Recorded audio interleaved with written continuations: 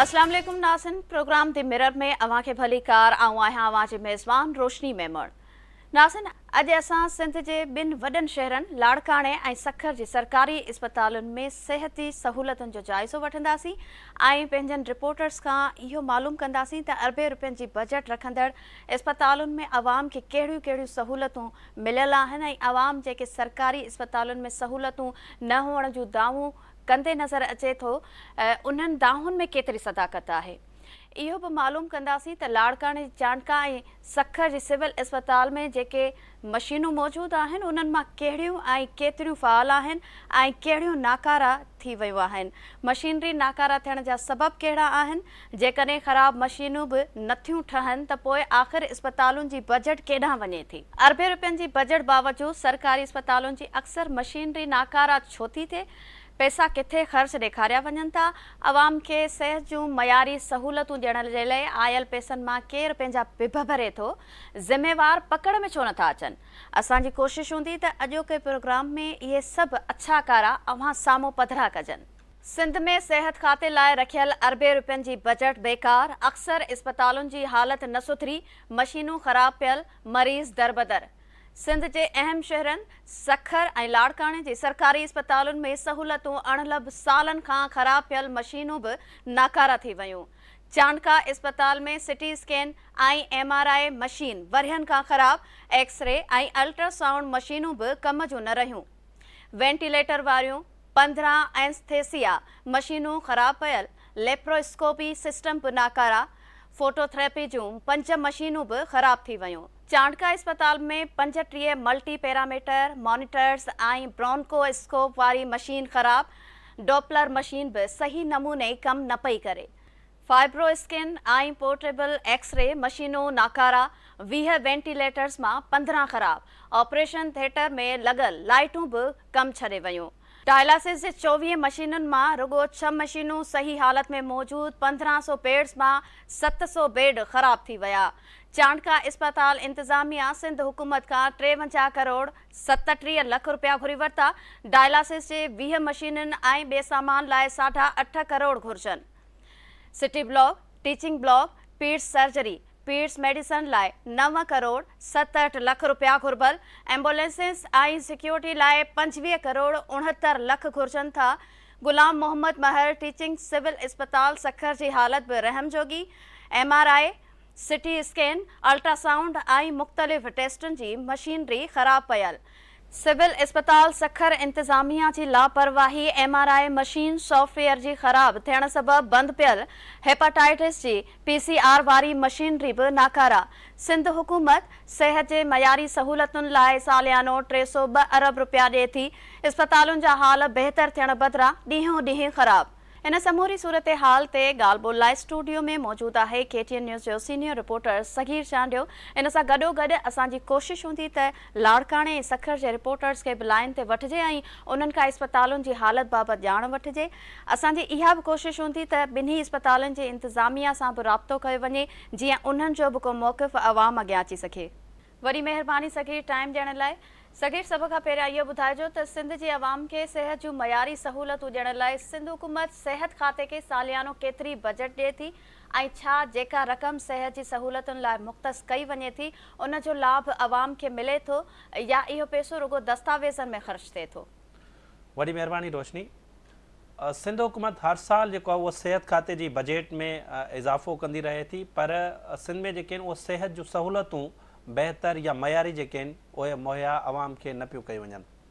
हाणे कुझु ईअं ई आहे जो सिंध जे वॾनि जेके शहरनि में ख़ासि तौर ते जीअं हाणे पाण कराची जी ॻाल्हि कयूं या सखर, हैदराबाद, लाड़काणे जी ॻाल्हि कयूं, उते सिंध जे सरकारी इस्पतालूं जेके आहिनि उन्हनि जी ॾींहों ॾींहुं हालत ख़राब थींदी पई वञे। सही। मां तव्हांखे ॿुधायां त जेका हर साल सिहत खाते जी बजट में इज़ाफ़ो थिए थो, यानी हिन वक़्तु जेका बजट आहे उहा 302 अरब रुपया बजट आहे। हालांकि गुज़िरियल 4 सालनि में पाण ॻाल्हि कयूं त 170 अरब रुपयनि जो सिहत खाते जी बजट में जेको आहे उहो इज़ाफ़ो थियो आहे। पहिरीं इन जी बजट जेका 2020-21 में सिहत खाते जी बजट 132 अरब रुपया हुई, जेका हिननि वधाए करे हाणे 302 अरब रुपया इन जी बजट कई आहे। पर उन जे बावजूद बि जेका आहे सिहत जूं मयारी सहूलतूं जेके आहिनि आवाम खे नथियूं मिलनि ऐं तव्हां सरकारी अस्पतालनि में वेंदो त तव्हांखे उते तमामु बदतरीन जेका उहा सूरत हाल नज़र ईंदी। सफ़ाई सुथराई जो उते निज़ाम मौजूदु न आहे, उते जेके बेड्स मौजूदु आहिनि उन्हनि जी सफ़ाई सुथराई न आहे। अक्सर बेड जेके आहिनि इन ख़राबु हालतुनि में पियल आहिनि ऐं उन्हनि जी लाइटूं जेके आहिनि भॻल आहिनि, जेके मशीनूं आहिनि मुख़्तलिफ़ इक्विपमेंट्स आहिनि उहे उन्हनि जा ख़राबु आहिनि, एक्सरे मशीनूं ख़राबु आहिनि। उनखां अलावा जेको आहे जेका ही 105 अरब रुपया जेके डॉक्टर ऐं मुलाज़िम जे नाले ते ही पघारूं ॾेई रहिया आहिनि उहे स्टाफ तव्हांखे उते मौजूदु नज़र ईंदो।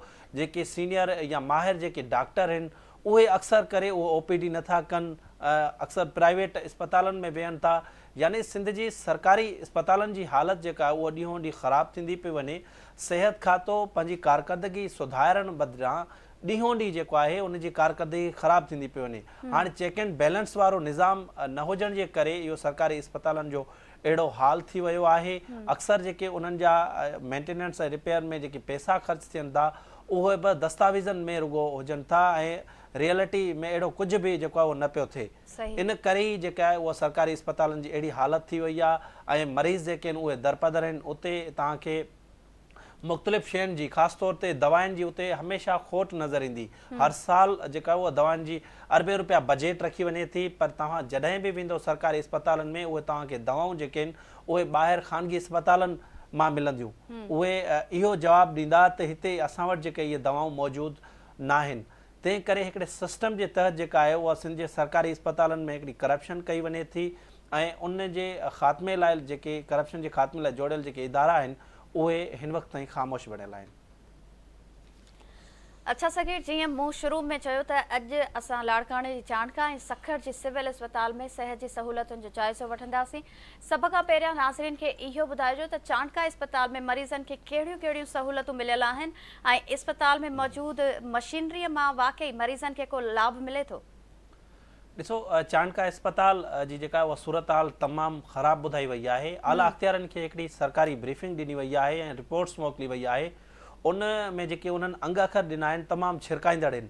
सही, ईअं लॻे थो त ॼण उते अस्पताल में का शइ मौजूदु ई न आहे ऐं उन्हनि ॿुधायो आहे त फंड्स बि न आहिनि, असां वटि डॉक्टर्स माहिर मौजूदु न आहिनि ऐं तरबियत याफ़्ता जेके आहिनि उहे नर्सूं मौजूदु न आहिनि। त यानी सरकारी उन अस्पताल जी तमामु बदतरीन जेका आहे उहा हालत आहे। हाणे उन्हनि जेको रिपोर्ट्स में ॿुधायो आहे त सिटी स्कैन मशीन जेका आहे उहो असांजी कमु न पई करे। वरी MRI मशीन बि जेका आहे उहा उन्हनि जी ख़राबु आहे। एक्सरे मशीनूं जेके आहिनि विथ CR सिस्टम वारियूं उहे बि जेके आहिनि ख़राबु हालतुनि में ॿुधायूं वयूं आहिनि चांडका अस्पताल जूं। उनखां अलावा अल्ट्रासाउंड जूं जेके 6 मशीनूं आहिनि उन्हनि जी हालत सही न आहे ऐं डेवलपर जेका मशीन आहे उन जी बि हालत ठीकु न आहे।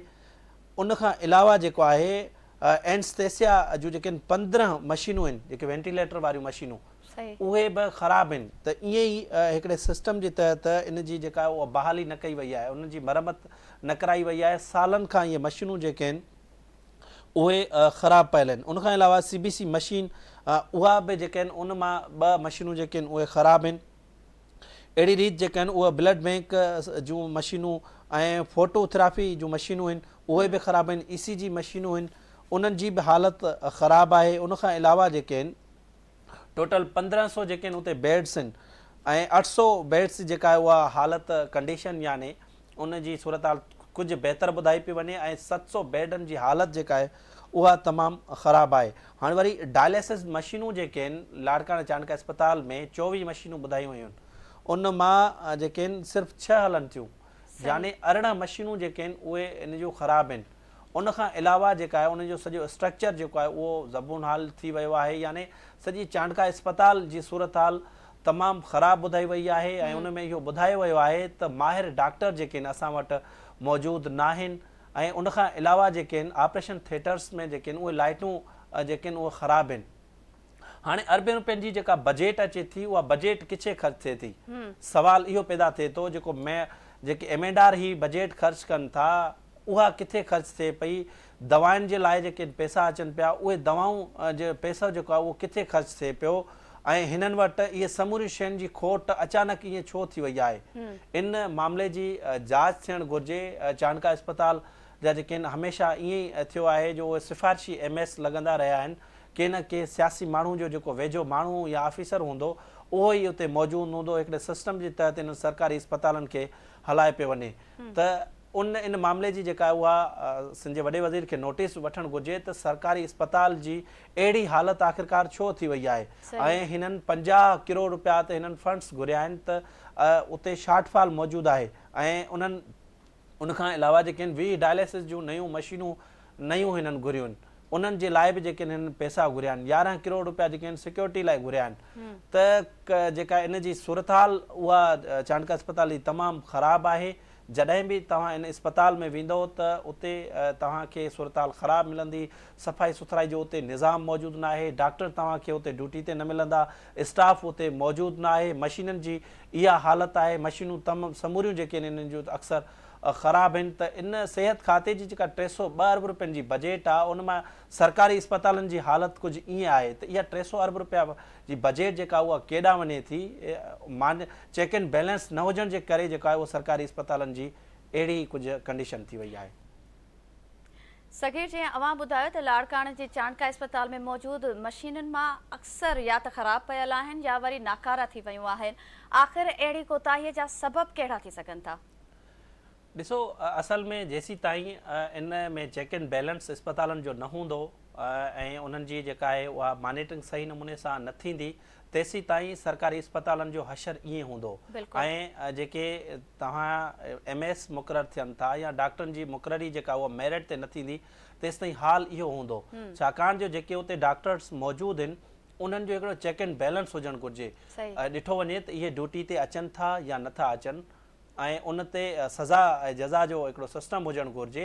उनखां अलावा जेके इन्हनि जूं मशीनूं आहिनि उन्हनि मशीननि लाइ जेके आयल पैसा आहिनि उहे किथे ख़र्च थिया, उन्हनि जो हिकिड़ी जांच थियणु घुरिजे। उनजो हिकिड़ो चेक एंड बैलेंस जीअं तव्हांखे मूं ॿुधायो उहो हुजणु घुरिजे त इहे आख़िरकार एतिरियूं मशीनूं एॾे वॾे तादाद में जेके आहिनि उहे ख़राबु कॾहिं खां आहिनि ऐं उन्हनि खे उन्हनि जी मरम्मत छो न कराई वई आहे। अक्सर त जेके आहिनि मशीनूं उहे नाकारा थी चुकियूं आहिनि, ठहण जे लाइक़ बि न आहिनि रहियूं।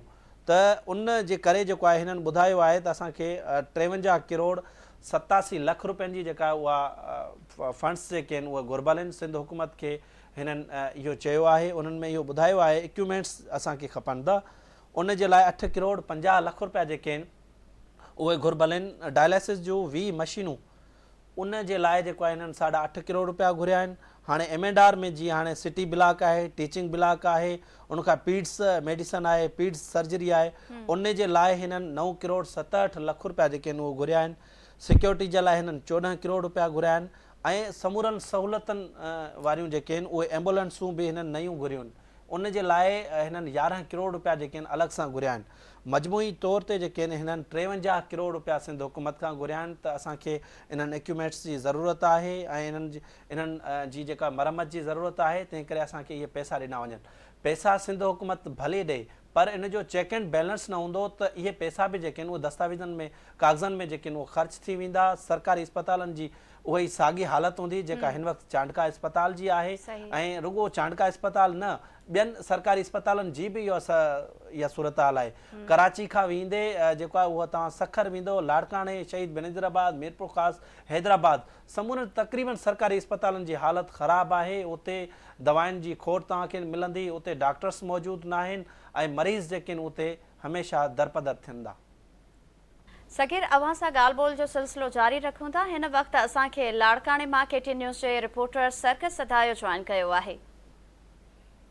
वॾी महिरबानी सरकश, अवां ॿुधाइजो त लाड़काणे जी चांडका अस्पताल में सहूलियतूं न हुअण वारनि दाहुनि ऐं शिकायतुनि में केतिरी सदाकत आहे?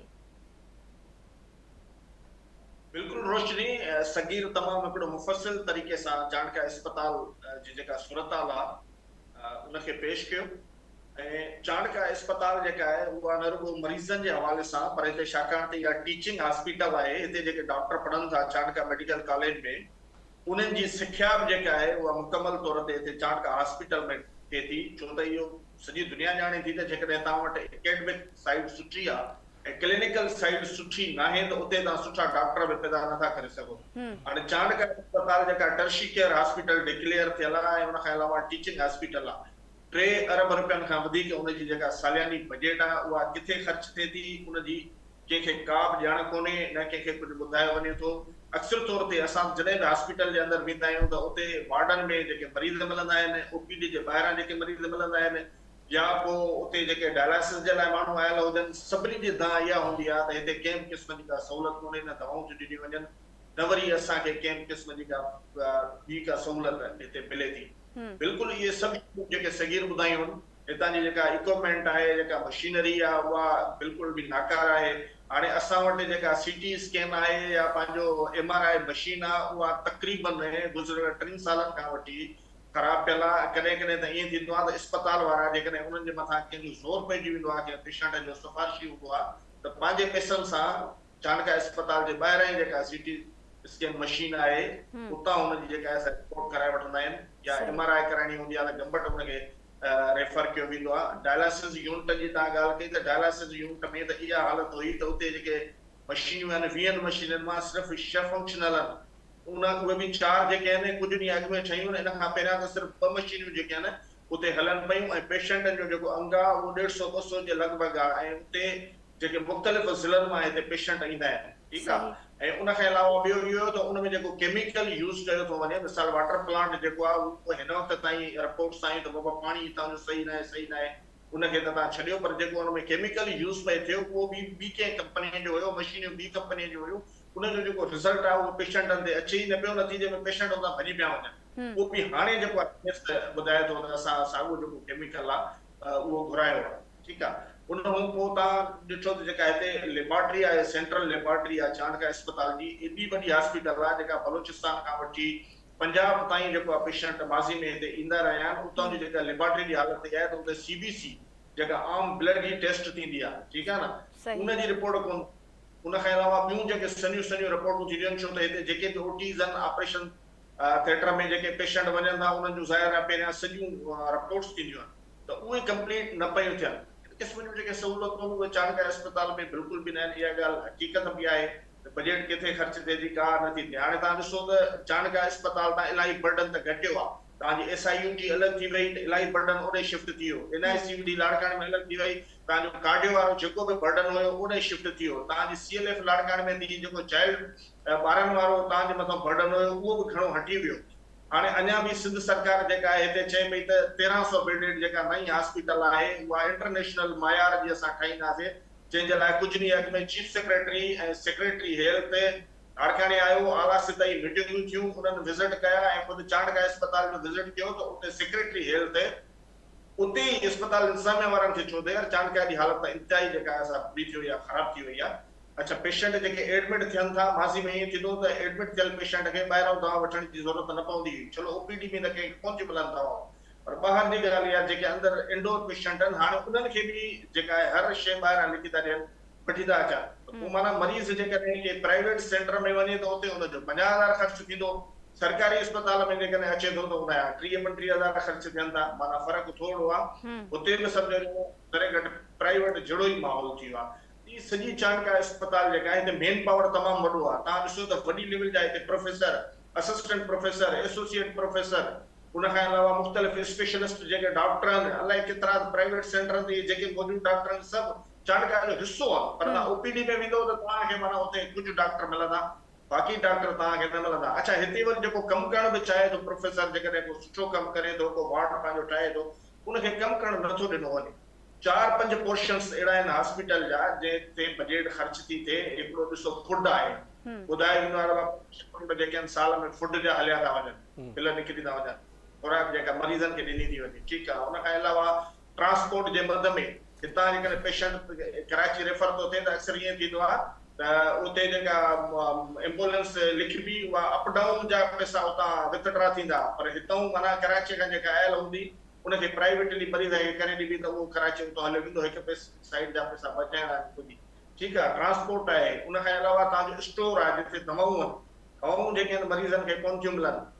क़िस्म जूं शयूं जेके आहिनि इहे बिल्कुलु हक़ीक़त आहे त चाणका अस्पताल जे अंदरि कंहिं क़िस्म जो चेक एंड बैलेंस कोन्हे। ऐं हिते हाणे मतिलबु सिर्फ़ु MS कोन्हे, तव्हां ॾिसो त फाइनेंस डायरेक्टर बि रखियल आहे, छाकाणि त हीउ जेको हॉस्पिटल मैनेजमेंट कमेटी ठाही वई, उनजी हेड आहे जेका वाइस चांसलर आहे, उहा हेड आहे।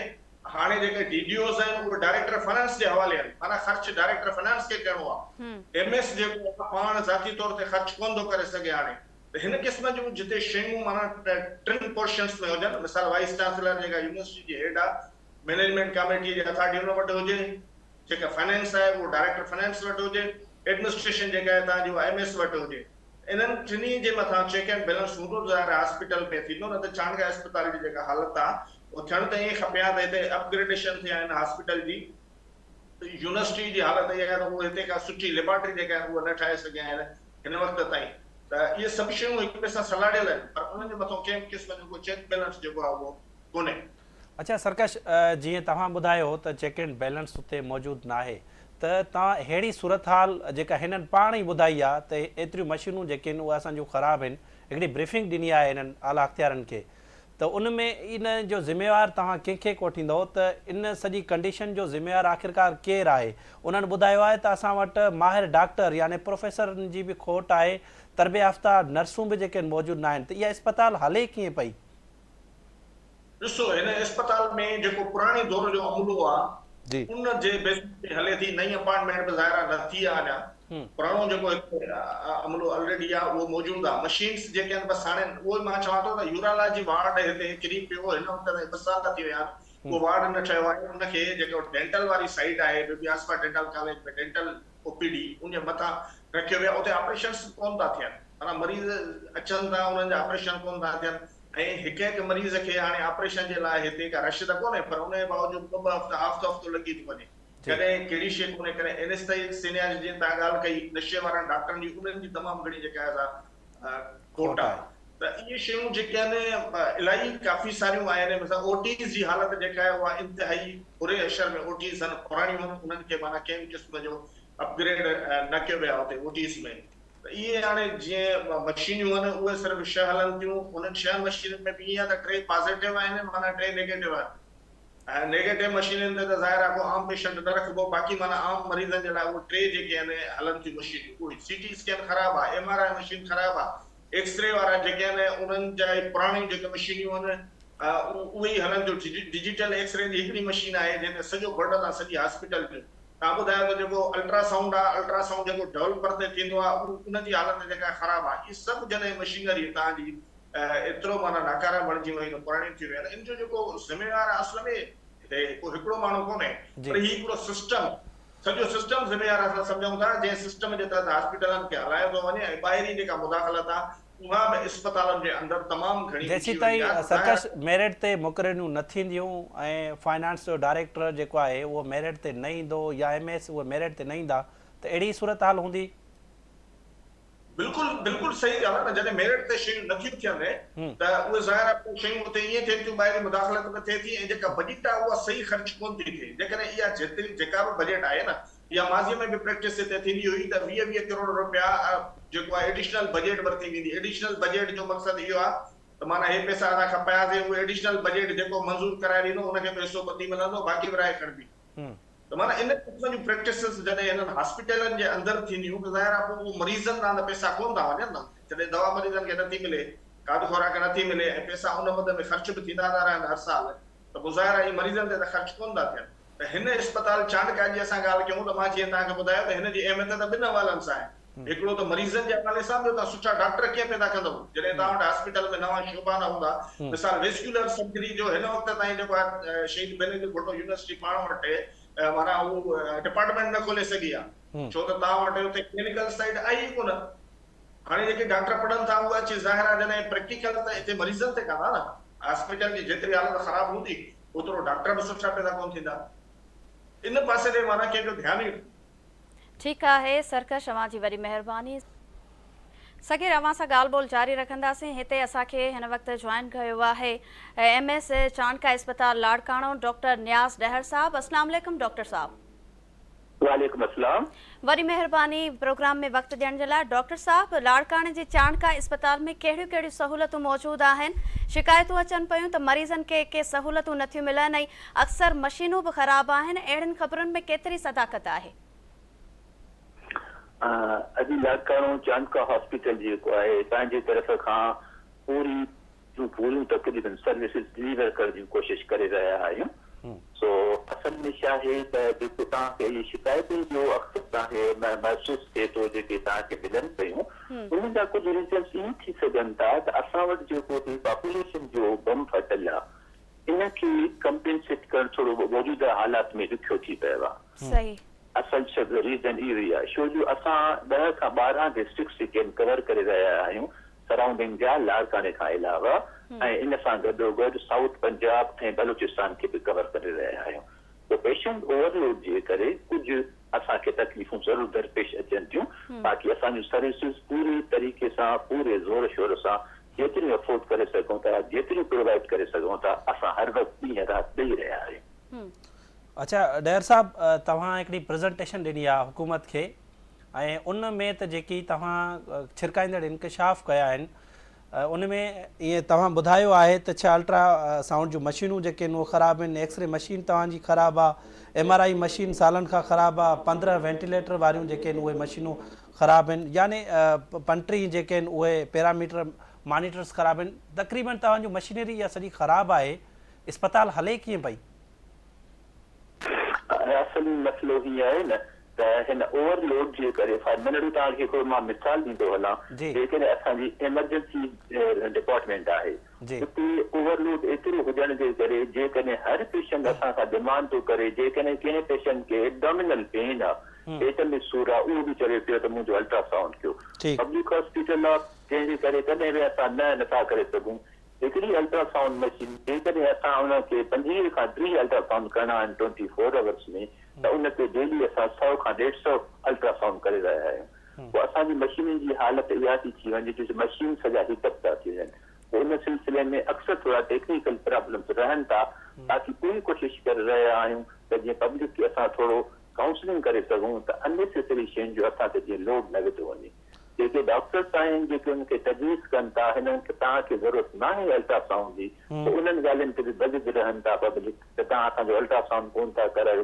पोइ गैर ज़रूरी शिकायत असांजे खिलाफ़ दर्ज कई थी वञे इहे सबब आहिनि जंहिंजे करे असांजी मशीनरी अक्सर थोरी डिफेक्टिव रहे थी पर हायर अथॉरिटी ऐं असांजी लोकल मैनेजमेंट पूरी कोशिशि करे रहिया आहियूं जेके बि रिपेयरिंग जा सिलसिला आहिनि उन्हनि खे पूरे करण जा ऐं हॉस्पिटल जे कंहिं बि फंक्शन में काथे बि ख़ासि असरु कोन थो थिए अलाह जी महिरबानी सां हर शइ खे पूरी फुलफिल करे रहिया आहियूं। नियाज़ साहब तव्हां ॿुधायो आहे उन प्रेज़ेंटेशन में त तव्हां वटि हिकिड़ा एक्सपर्ट्स डॉक्टर्स बि न आहिनि तरबिया याफ़्ता नर्सूं बि मौजूदु न आहिनि त तव्हां वटि हिन वक़्तु केतिरी जेका आहे उहा डॉक्टर्स मौजूदु आहिनि ऐं तव्हांजी रिक्वायरमेंट छा आहे? एक्चुअली शायद HR जी ह्यूमन रिसोर्सिस जी डेफिशिएंसी रही आहे असां वटि असल में छा थियो आहे त 2012 खां पोइ गवर्नमेंट एम्प्लॉयमेंट अनाउंस कोन जो थिया आहिनि उन सिलसिले सां गॾोगॾु जेकॾहिं तव्हां कंटिन्यूस कंदव त काफ़ी माण्हुनि जी रिटायरमेंट थी वई आहे काफ़ी कुदरती अमवात थिया आहिनि जिनजे करे असां बि HR जी कमीअ सां सफ़र करे रहिया आहियूं उन सिलसिले खे असां कंप्लीट करण जे लाइ असां रिक्वेस्ट कयो आहे मथनि खे त असांखे अलो कयो वञे त असां कॉन्ट्रेक्ट बेसिस ते जीअं असां पंहिंजा हायर करे सघूं 11 मंथ जे कॉन्ट्रेक्ट ते जीअं की असां सां तमामु सुठो सहकार कयो वियो आहे ऐं तमामु सुठी उमेद ॾेखारी वई आहे त इहो सिलसिलो जल्द अज जल्द शुरू कयो वेंदो ताकी ह्यूमन रिसोर्सिस जी कमी खे पूरो करे सघिजे। अच्छा नियाज़ साहब तव्हां ॿुधायो आहे त तव्हांजी टोटल पहिरीं त इहो ॿुधाइजो तव्हांजी बजेट केतिरी आहे ऐं उहा किथे किथे ख़र्च थिए पई तव्हां उन प्रेज़ेंटेशन में ॿुधायो आहे त 1 अरब 37 करोड़ जो डेफिसिट आहे असल में छा आहे त जेको बजेट जो सिलसिलो आहे असल में तव्हां पाण ॼाणो था त असांखे हर साल 10% बजेट में इंक्रीज मिलंदो आहे जेको मौजूदा महांगा जे दौर खे ॾिसी करे जेको इन्फ्लेशन रेट आहे दवाउनि जी कॉस्ट ॾाढी हाई थी वई आहे पोइ उन में असांखे काफ़ी कुझु दिक़तूं महसूसु करे रहिया आहियूं पोइ हेॾा असां पंहिंजा फिगर्स मथे पेश कया आहिनि त असां हेतिरो नंबर आहे पेशेंट जो ओवरलोड आहे ओवरलोडेड आहे हॉस्पिटल HR तमामु घटि आहे पोइ इन्हनि शयुनि जी तस्दीक जे लाइ असांजी हायर अथॉरिटी पंहिंजूं टीमूं तश्कील कयूं आहिनि त आया असां इन्हनि शइ खे तस्दीक करे सघूं ऐं उन्हनि जो हिकिड़ो एस्टिमेट ठाहे सघूं जंहिं सिलसिले में असां वटि हायर अथॉरिटी जूं टीम बि 2 दफ़ा विज़िट करे चुकियूं आहिनि हिकिड़ी इंफ्रास्ट्रक्चर खे ॾिसी रही आहे ऐं हिकिड़ी असांजे इलेक्ट्रॉनिक एप्लायंसिस खे ॿियूं जेके बि नीड्स आहिनि उहे सभु उन्हनि खे विज़िट करे चुका आहिनि उहे हायर अथॉरिटी खे पंहिंजे रिपोर्ट्स पेश करे चुका आहिनि ऐं जल्द अज जल्द इन्हनि जो इनशाअल्लाह ताला सुठे तरीक़े सां को हल कढियो वेंदो। अच्छा सर तव्हां सम्झो था तव्हांखे इहे फंड्स मिलंदा ऐं इहे मसइला हल थी वेंदा या ये फंड्स जेके उन कागज़न में खर्च थी वेंदा? सर असांजी मोहतरम मिनिस्टर साहिबा 100% इन में इन्वॉल्व आहे त चांका के बहितर खां बहितरीअ तरफ़ वठी वञणु घुरिजे। असांजो secretary health is the genius person, 100% ॾींहं राति असांखे मॉनिटर करे रहियो आहे। इवन तव्हांजी छा ॿुधायां, उन्हनि जूं विज़िटूं तव्हां हिते ॾिसो त अहिड़नि प्लेसिस खे साईं जन विज़िट कयो आहे जिन खे माइक्रो लेवल ताईं ॾिसी करे महसूसु करे वरितो आहे त किथे किथे फॉल्ट आहिनि ऐं उन्हनि जो सॉल्यूशन ॻोल्हण जे लाइ ॾींहं राति हर वक़्तु कोशिशूं करे रहिया आहिनि इन्हनि खे बहितरी तरफ़ खणी वञी सघे। ठीकु आहे डॉक्टर साहब, अवां जी वरी महिरबानी। सगीर चांडका का पोइ पाण ज़िक्र कंदासीं गुलाम मोहम्मद महर टीचिंग सिविल अस्पताल सखर जो। छा सिविल अस्पताल सखर जो बि चांडका जहिड़ो ई हाल आहे या उते मरीज़नि खे मयारी सहूलतूं मिलनि थियूं? ॾिसो, सिंध जे सरकारी अस्पतालनि जी सूरत हाल जिथे किथे ख़राब आहे उते असल में सिंध जी जेका सेहत खाते जी जेका कारकर्दगी आहे उहा कई केतिरनि ई अरसे खां जेका उहा बहितर न आहे। सरकारी अस्पतालनि जी हालति उन्हनि हिकिड़े हथ वठी तबाह कई आहे। लाड़काणे में जीअं चांडका अस्पताल जी सूरत हाल आहे, सेम ईअं ई जेका आहे सिविल अस्पताल सखर जी बि आहे। सभई माण्हू जेके आहिनि मुख़्तलिफ़ इलाइक़नि मां अचनि था, ग़रीब माण्हू जेके ख़ानगी अस्पतालनि में पंहिंजो इलाजु नथा कराए सघनि, हिकिड़ी उमेद खणी सिविल अस्पताल सखर में पिया अचनि था, पर उते उन्हनि जो बहितर इलाजु कोन पियो थिए। उन्हनि जूं जेके आहिनि मशीनूं ख़राबु आहिनि, उते जेके आहिनि दवाउनि जी खोट आहे, उते प्रोफेसर तव्हांखे सीनियर न मिलंदा, उते तरबियत याफ़्ता तव्हांखे नर्सूं न मिलंदियूं, उते यानी सॼो सिस्टम ई उन्हनि जो ख़राबु तव्हांखे मिलंदो। इहो सिस्टम ख़राबु करण जो ज़िम्मेवार सिहत खातो आहे। जेकॾहिं सिहत खाते खे बहितर करणु जेको आहे उहा सिंध हुकूमत जी ज़िम्मेवारी आहे। सिंध हुकूमत खे बहितर करण जे लाइ जेका ही सिहत खाते जो निज़ाम खे बहितर करण जे लाइ सिंध हुकूमत खे चेक एंड बैलेंस रखणो पवंदो, मेरिट ते मुक़ररियूं करणियूं पवंदियूं। हाणे सिविल अस्पताल सखर जी असां ॻाल्हि कंदासीं त सिविल अस्पताल सखर में गुज़िरियल 20 महीननि खां यानी तक़रीबन 1.5 साल खां वधीक जेको आहे उहो अरसो थी वियो आहे, MRI मशीन उते ख़राबु आहे।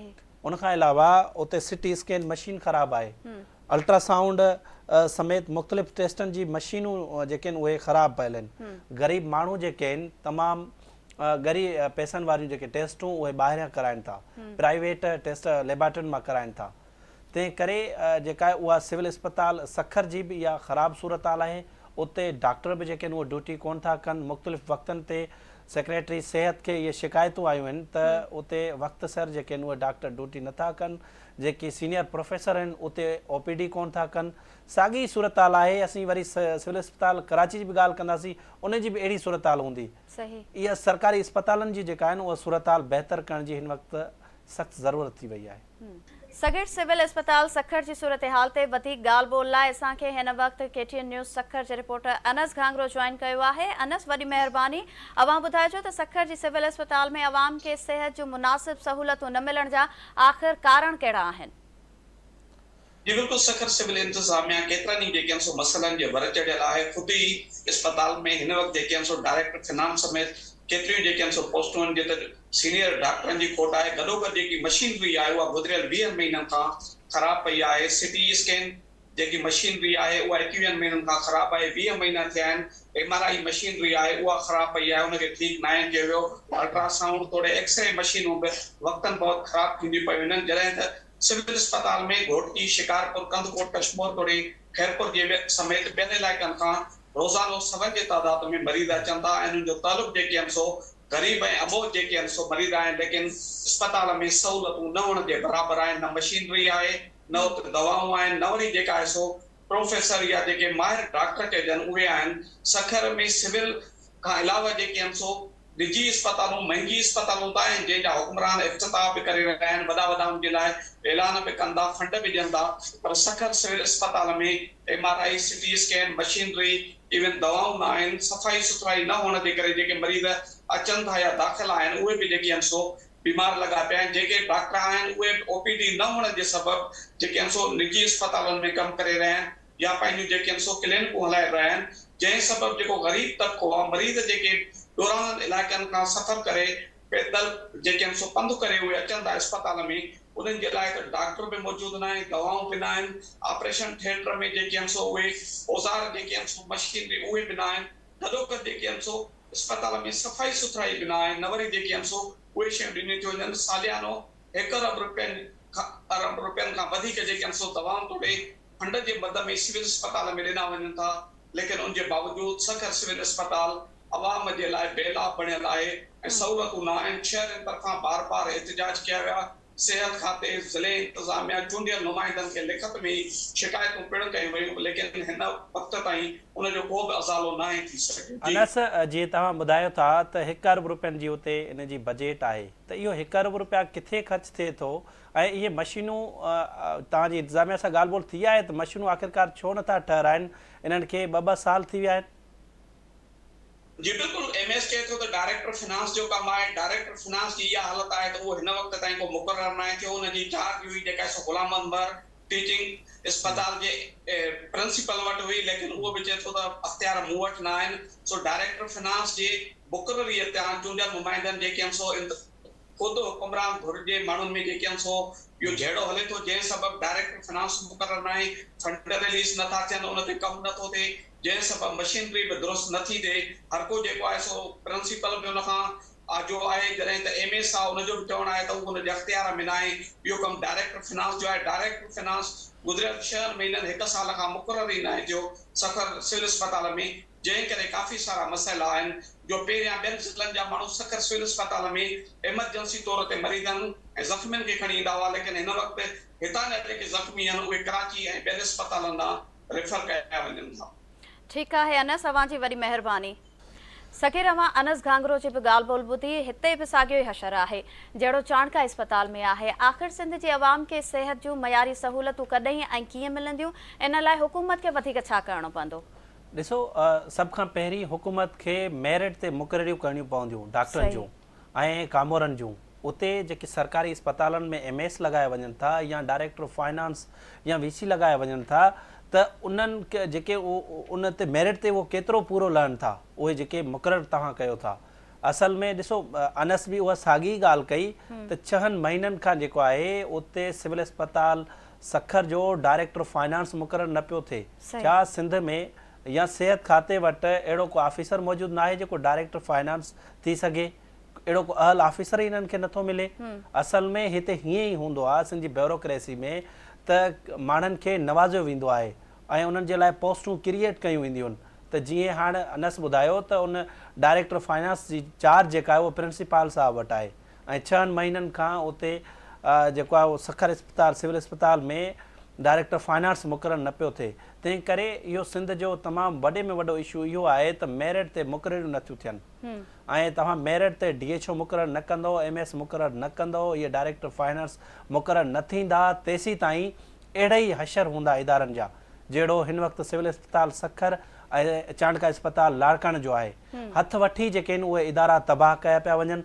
बजेट भली केतिरी बि वधायो पर चेक एंड बैलेंस रखो, मेरिट ते मुक़ररियूं कयो, जंहिंखां पोइ जेके आहिनि उहे नतीजा सुठा निकिरी सघनि था। ठीकु आहे, महिरबानी सकीर। अवां जी सिहत खाते जे अहम मामले ते नाज़रीन खे अवां तफ़सीलुनि सां आगाह कयो। इन सां गॾोगॾु लाड़काणो मां सरकस सधायो ऐं सखर मां अनस घांगरो, जॾहिं त चाणका अस्पताल लाड़काणो जे MS जन जी बि महिरबानी जिन असांखे प्रोग्राम में वक़्तु ॾिनो। नाज़रीन, ईंदड़ हफ़्ते कंहिं नए मौज़ू सां गॾु ॿीहर हाज़िर थींदासीं।